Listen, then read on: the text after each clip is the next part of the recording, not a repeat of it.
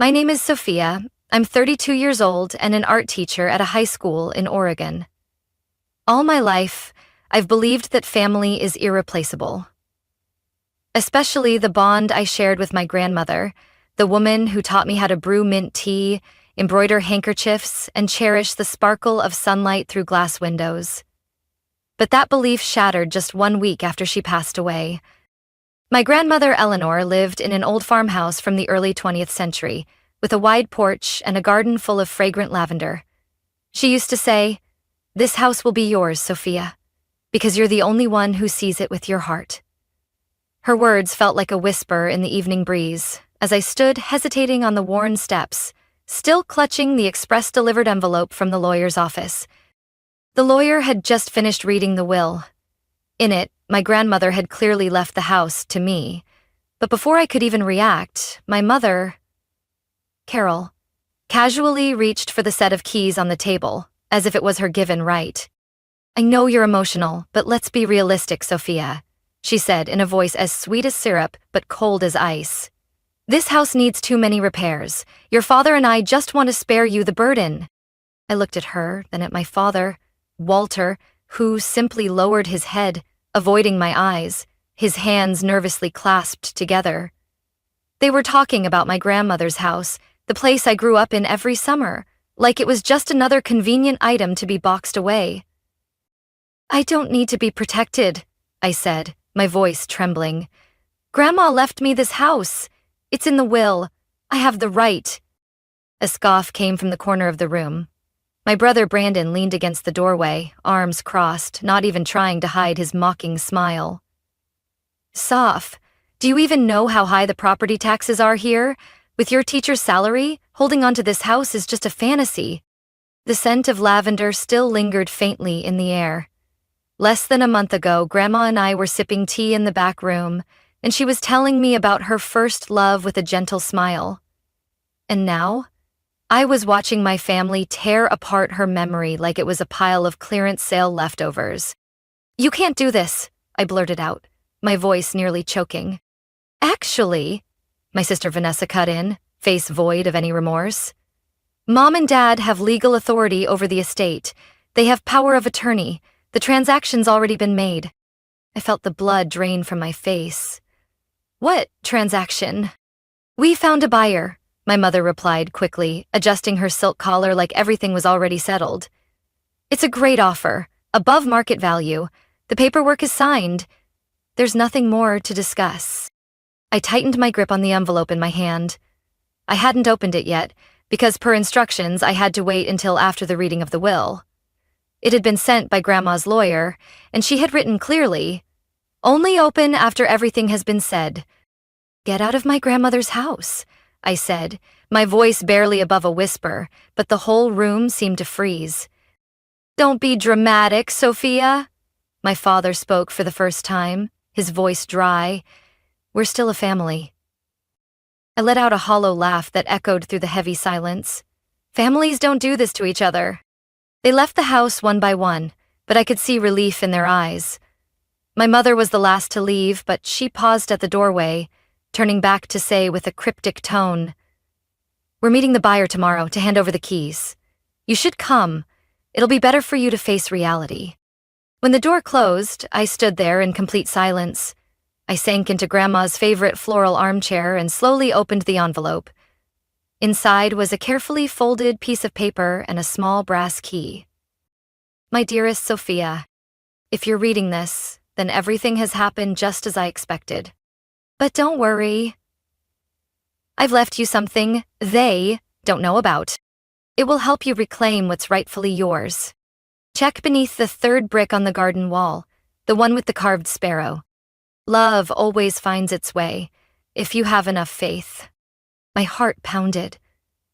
Grandma always said, the truth doesn't need to shout. It just needs someone brave enough to listen. It seemed she had prepared for every possibility, and now it was my turn to act. I stood up, still clutching the key. The sun was setting behind the trees, casting soft golden light across the house walls. This house hadn't finished telling its story, and I would be the one to listen to it until the very end. It was already dark when I stepped into the garden, holding a small flashlight and the brass key Grandma left me. The crisp early-season air made me shiver, but my heart burned with determination.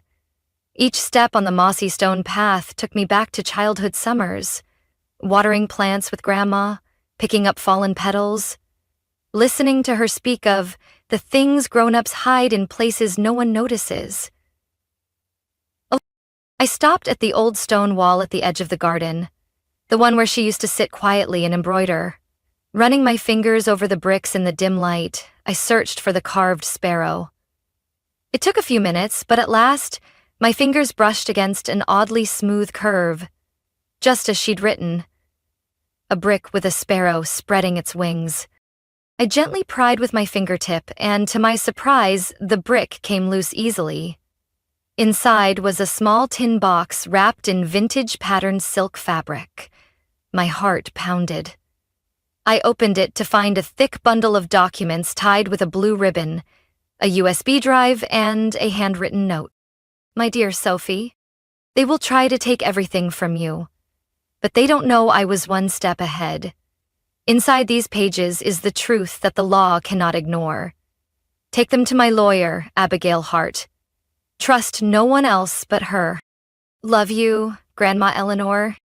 Without hesitation, the next morning, I drove to Abigail's office, a small but elegant building in the heart of the city.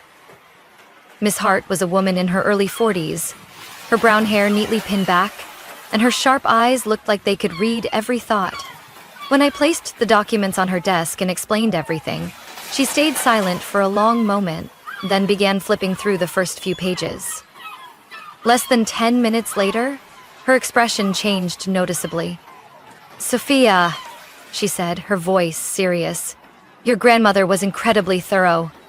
This document is a legally valid codicil to the original will. It was notarized 6 months before her passing. I straightened in my seat. Does it say anything specific? She nodded.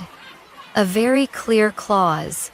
The house cannot be sold without your direct, signed consent, verified by a designated third party. Me.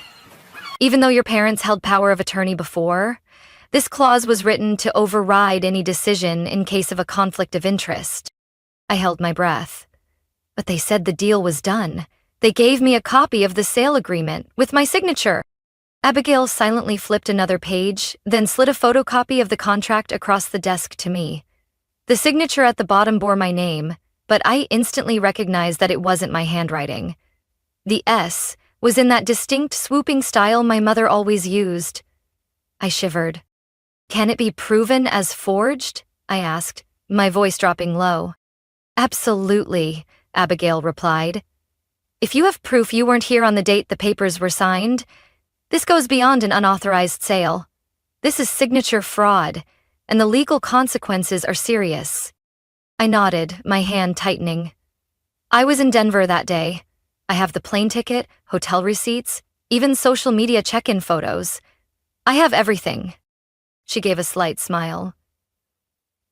Then we have the upper hand. Just then, my phone buzzed. A message from Vanessa. Mom knows what you're doing. Don't push yourself out of the family. I held the screen up to Abigail. She just smirked. A textbook move from someone who's scared. You should be prepared. When faced with the truth, some people react more extremely than you'd expect. We started making a plan immediately. Abigail would send a legal notice to the buyer to halt the property transfer and request a forensic analysis of the signature. I would gather all my proof of being out of town that day and keep Grandma's documents secret until Abigail confirmed my legal ownership.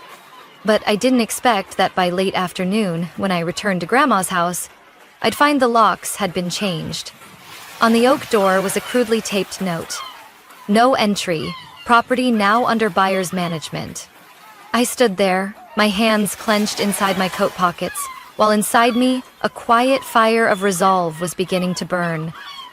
Did they really think a changed lock could erase everything Grandma left for me? I pulled out my phone and texted Abigail. They changed the locks, but I'm not backing down. Ready for the next step? I had never felt more certain this wasn't just about a house anymore. This was a wake-up call, that sometimes the people closest to you are the very ones willing to erase you from their lives if it gains them something. And I, Sophia Bennett, wasn't going to let that happen. On Monday morning, I returned to Abigail Hart's office. She was already waiting, eyes sharp with determination, as if ready for a legal battle since sunrise.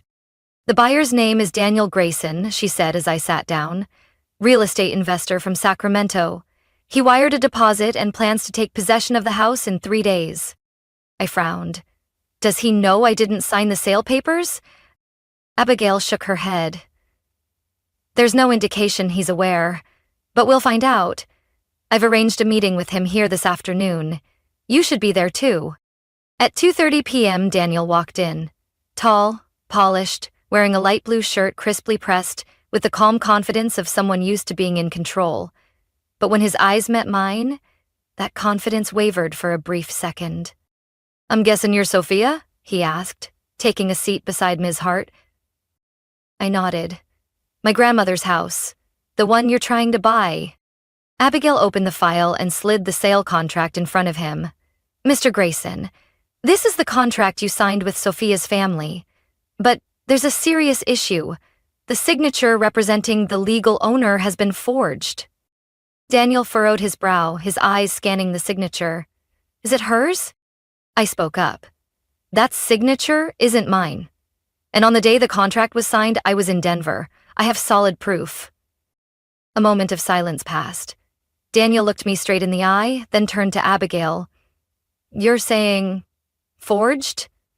They signed it for her?" "Not just forged," Abigail replied firmly. "They violated a notarized codicil to the will. It clearly states that the house cannot be transferred without Sophia's direct consent, verified by me. This contract is entirely void." Daniel leaned back in his chair, clearly shocked. "They told me you had agreed, that you were too busy to attend the signing." I gave a faint smile. "They also told me the house was just a burden that no one wanted to keep."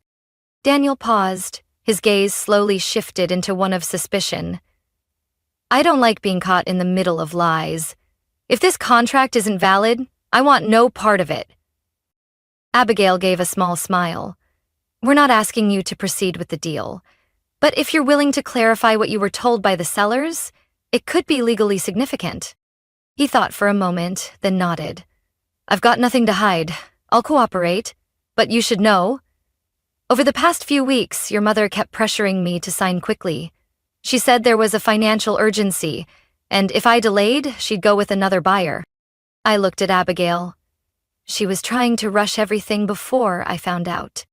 Daniel nodded, pulling out his phone. "I've got the whole chain of emails and texts. I can print them and sign a statement if needed." Abigail jotted down notes in the file. "We'll need everything, both content and timestamps, especially anything that mentions Sophia." Daniel picked up a folder he had brought. "I also have this. There's a line where she says, 'We are the rightful heirs. The girl won't be able to interfere. This deal is for the good of the whole family.'" I felt a tightness in my chest. A short sentence, but calculated and cold. To them, I was nothing more than an obstacle in their transaction. Daniel looked up, his gaze softening. "I'm truly sorry. If I had known something was wrong, I wouldn't have gotten involved." I nodded. "It's not your fault. You were just used, like I was." Abigail gathered the documents, arranging them neatly. "Thank you, Daniel. Your testimony and evidence will be extremely helpful." He stood, shaking hands with us. "If you need anything else, just reach out. I don't want to help anyone take something that doesn't belong to them." Once he left, the office fell silent again. I leaned back in my chair, my eyes still on the file on the desk. "So they really went this far," I said slowly. "Forging my signature, lying to the buyer, pushing me out of my own grandmother's house." Abigail looked at me, her expression resolute. "And now it's time for you to take everything back. They didn't count on you fighting back." I pressed my lips together, then stood. "I won't let my grandmother down. They think a few documents can erase everything, but they forgot one thing." Abigail raised an eyebrow. "What?" I turned to face her. That a true legacy doesn't lie in property. It lies in the truth. And I would be the one to bring that truth into the light. That evening, I got a call from someone I never expected to take my side. Vanessa. My sister, always the perfect replica of our mother, composed, polished, and forever defending our parents without question. But her voice on the phone didn't sound like the usual Vanessa. It was hesitant, uncertain. Sophia, can we meet? This is important. I was quiet for a few seconds, then asked, Where? Lantern Cafe, corner of 5th and Maple. Don't tell anyone in the family. 30 minutes later, I walked into the cafe with a swirl of mixed emotions, caution, anger, and a hint of curiosity. Vanessa was already seated in the corner, hands wrapped around a full coffee cup, her eyes fixed on the window as if avoiding reality. When she saw me, she stood quickly, pulling out a chair for me. I don't even know where to start, she said, her voice so quiet I had to lean in to hear. Start with the truth, I replied coldly. Vanessa took a deep breath. I went through some papers in Mom's drawer. There are things that don't match the will you and the lawyer have. I froze. What do you mean? They altered documents. Mom has a fake version of the will. And there's a financial file too. Shady loans, questionable bills. Sophia, I think Dad's company is under investigation. They need money fast. That's why they tried to sell Grandma's house. It felt like the air froze in my lungs. I'd suspected it, but hearing it from my own sister was still a shock. And the signature on the house sale contract? Vanessa looked at me, guilty. Brandon signed it. Mom convinced him. They said it was the only way to save the company from collapsing. I clenched both fists. They think forging legal documents is acceptable? Vanessa didn't answer, but her silence spoke volumes. There's more, she continued. They're planning to meet with a new buyer at the Regency Hotel next Friday night, 8 p.m. Room 746. They're trying to renegotiate, offering additional assets in the deal. I frowned. What assets? I'm not sure, but Mom mentioned high-value items. I think it's the things Grandma kept hidden. Maybe paintings, jewelry, or something important you haven't discovered yet. I nodded slowly, the puzzle pieces clicking into place in my mind. Why are you telling me all this? I asked. Vanessa bit her lip. Because I can't take it anymore. Mom's always wanted everything to go her way, ever since we were kids, but this time, they've gone too far. Grandma left that house to you, and I know she did it because she believed you were the only one who could protect it. I can't keep looking the other way. I looked at her. For the first time, I saw an unguarded honesty in her eyes. Do you want help? She asked quietly. I nodded, my voice firm. Would you be willing to testify if this goes to court? Vanessa hesitated for a moment, then nodded decisively. Yeah. I pulled out my phone and texted Abigail. New info. Secret meeting at Regency Hotel, room 706, 8 p.m. Friday. Bring recording equipment. Seconds later, the reply appeared. Received. Ready. I'll meet you before the meeting. I looked up at Vanessa. Thank you. Even if it's late, you made the right choice. She gave a soft, bittersweet smile. Grandma once told me, choosing what's right late is better than never at all. Maybe it's time I finally listened to her. That Friday evening, Abigail and I arrived at the Regency Hotel right on time. On the 7th floor, we rented room 705, directly next to where the secret meeting would take place. Abigail installed the recording device into the wall outlet, and I pressed my ear against the thin wall, listening as if waiting for the truth to come pouring out. My mother's voice came first, cold and calculated. We only have tonight. The auditors will go through the books on Monday. If the money isn't in the business account, they'll start digging. A man's voice followed, probably my father's. We can't let everything fall apart because of that girl. My mother exhaled sharply. Sophia won't know a thing. The buyer agreed to keep quiet if we turn over all of Eleanor's hidden valuables. I held my breath. Valuables? Behind the built-in cabinet in the library, Mom continued. Eleanor had a collection of pre-war artisan crafts, worth hundreds of thousands. I looked at Abigail. She had recorded the entire exchange, and her eyes flashed with satisfaction. "We've got what we need," she whispered. "Now we just bring it to light." I nodded, my heart pounding. My family had thrown away every moral line to hold on to something that no longer belonged to them. But they'd forgotten one thing. I was no longer the easily led little girl I used to be. I was the one Grandma trusted, and I wouldn't let her down. The voices from room 706 carried through the paper-thin wall. Each word cut through my memories of family like a blade. My mother spoke again, this time without her usual calm tone. "We can't let anyone discover the collection. If they trace the origin, it'll link back to all the old transactions. If Sophia finds them, everything falls apart." I turned to Abigail, her eyes lighting up again. She quickly scribbled notes, each stroke bold and deliberate. "That collection, what is it really?" I whispered. Abigail shook her head. "We'll find out soon enough." On the other side of the wall, my father chimed in. "Are you sure they're still in the house? Eleanor might have moved them somewhere else." "No," my mother responded quickly. "She didn't have the time, and she thought she could hide them longer. But I know that house better than anyone. The library room, the wall behind the bookshelf. There's a hidden compartment. We'll go there tomorrow morning before the auditors arrive." I heard footsteps, papers shuffling, then the sound of water being poured, followed by a new male voice, clearly the buyer's representative. "But I need assurance.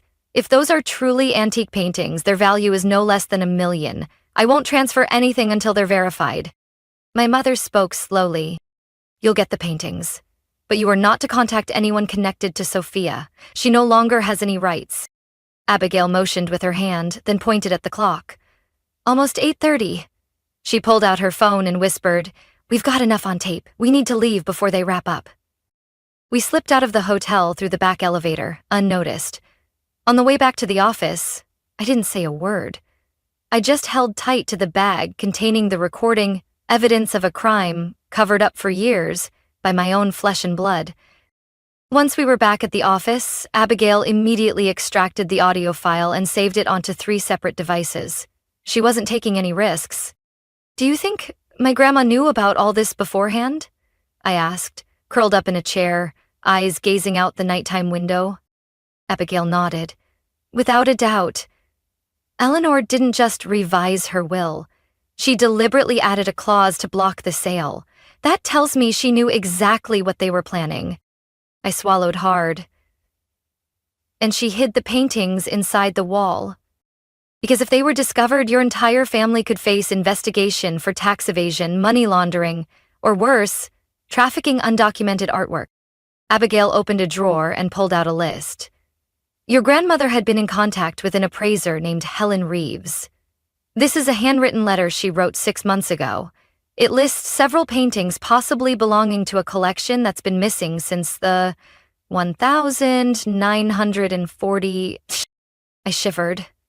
She knew what they were doing, and she tried to save everything in silence. Abigail looked at me for a long moment, then gave a small smile.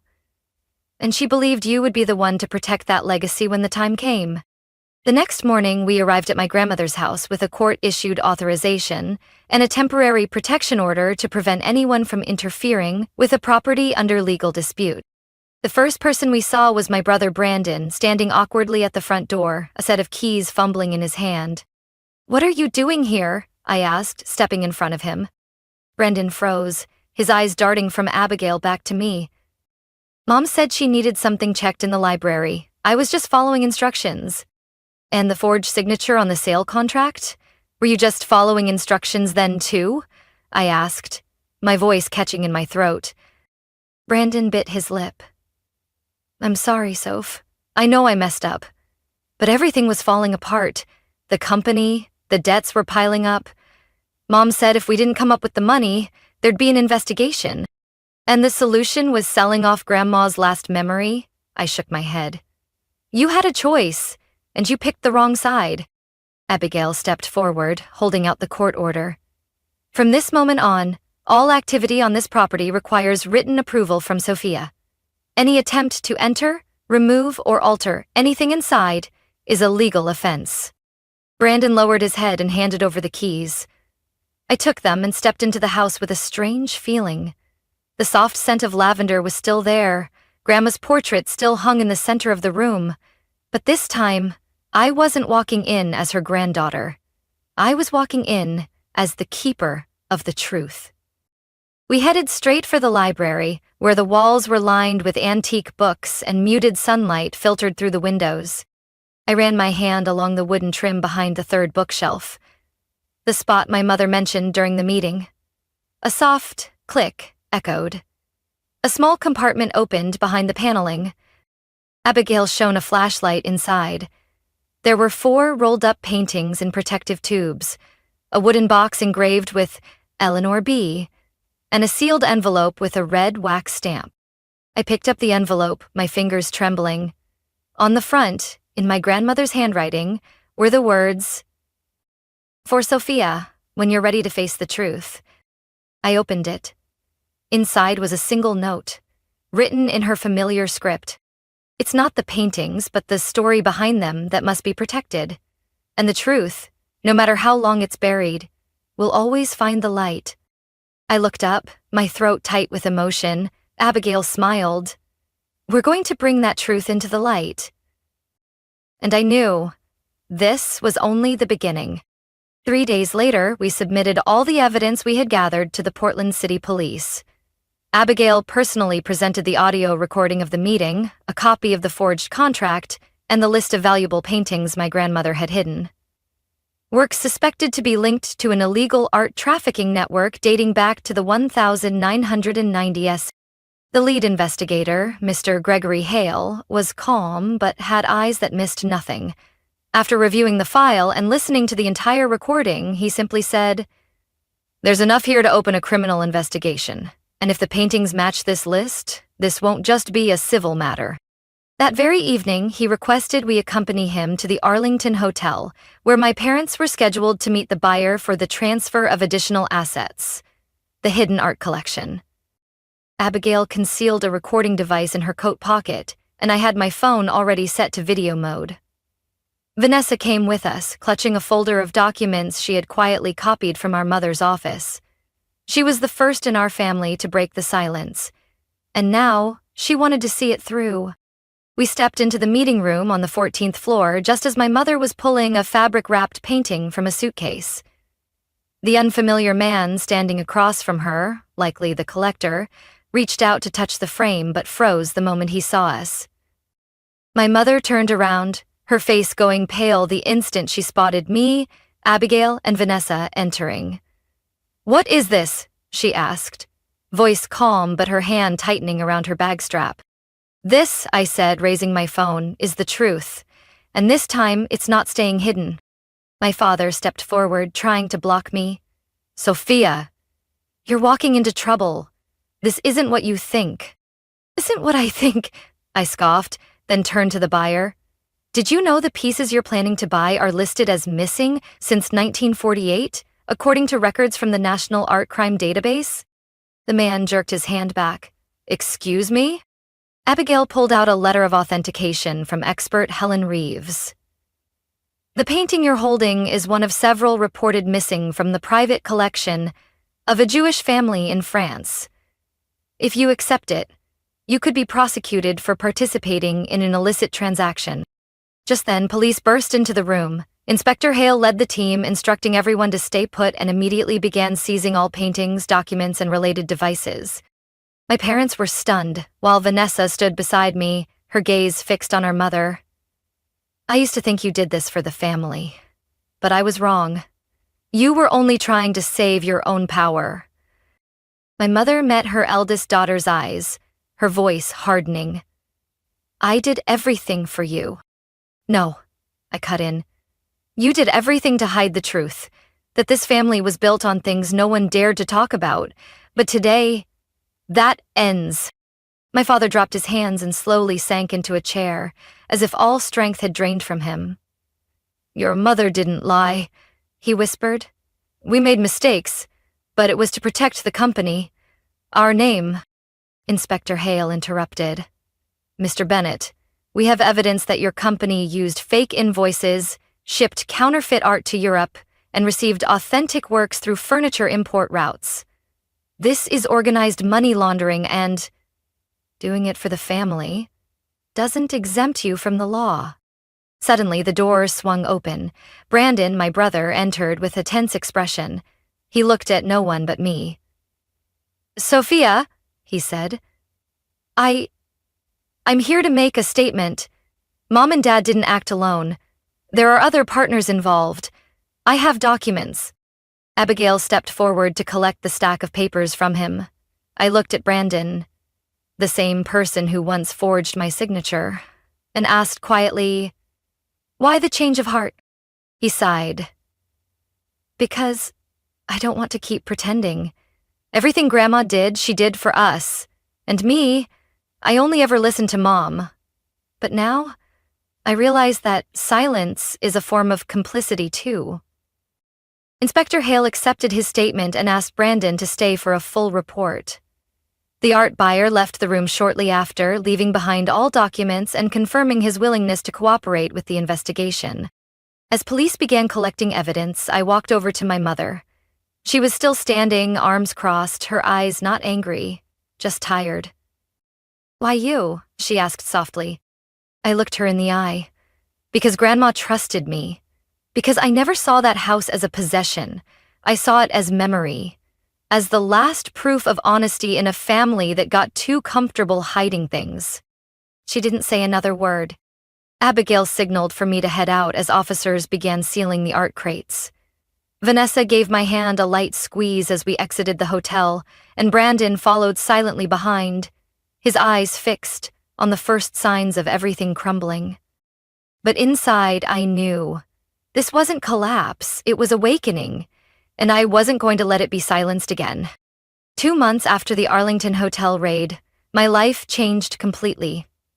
My parents, Carol and Griffin Bennett, were sentenced to 6 and 8 years in prison, respectively, after agreeing to cooperate with authorities and expose the full scope of the illegal art dealings they'd been part of. Under the direction of federal investigators, more than 10 others were arrested, including 3 major business partners of my family's furniture company.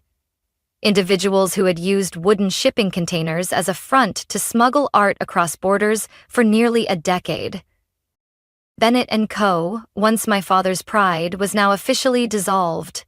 The remaining legal assets after liquidation, including factories, trucks, and commercial properties, were redistributed by the court, with the majority returned to the estate of my grandmother, Eleanor Bennett. I was formally declared the sole heir to her entire personal estate, including the old house and the art collection, which had been appraised at over $3,400,000 by the insurance agency.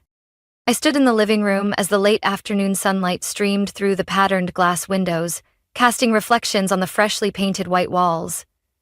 Vanessa was dusting the bookshelf, and Brandon was closing up the old wooden chest he had once planned to hide the paintings in. In the midst of all the loss, the 3 of us, who once had nothing left to hold us together, had rediscovered what my grandmother had spent her life protecting. Family isn't built on possessions, but on truth. I fixed the kitchen door, Brandon said as he passed me, his voice much softer than before. I nodded with a smile. Thanks. This house feels like it's been waiting for that. Vanessa stood upright, her hand resting on an old book embroidered with our grandmother's name. She left us more than we realized. I nodded. Not just paintings or property. She left us a chance to start over, this time with no more secrets. Every day in this house helped me understand why she kept everything here. Beneath the old tile floors were the footprints of our childhood. Above, on the ceiling, still remained the faint crack she once said, "Looked like a heart if you stand at just the right angle." And in every photo frame, every book, were traces of a woman who lived ahead of her time, quietly fighting to protect values more lasting than wealth. On Friday afternoon, lawyer Abigail stopped by with the final court confirmation. The house, all its contents, and the insurance settlement from the paintings were now legally mine. She placed the file on the coffee table, the same spot where my grandmother used to sit every afternoon, brewing tea and knitting handkerchiefs. "Congratulations, Sophia," Abigail said gently. "You kept your promise to her." I opened the file, scanning the red seals and signatures.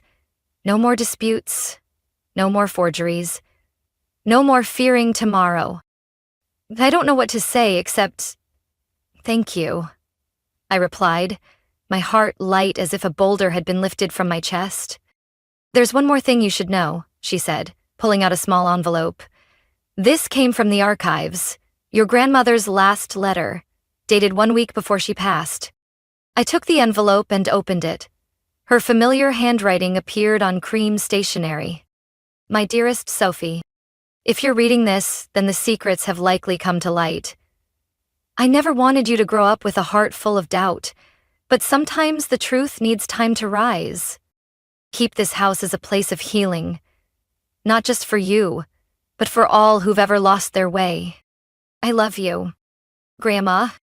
I folded the letter, my eyes stinging, but my heart strangely at peace. Just then, the doorbell rang. It was Edward, the former art buyer, now an unexpected ally through the entire ordeal.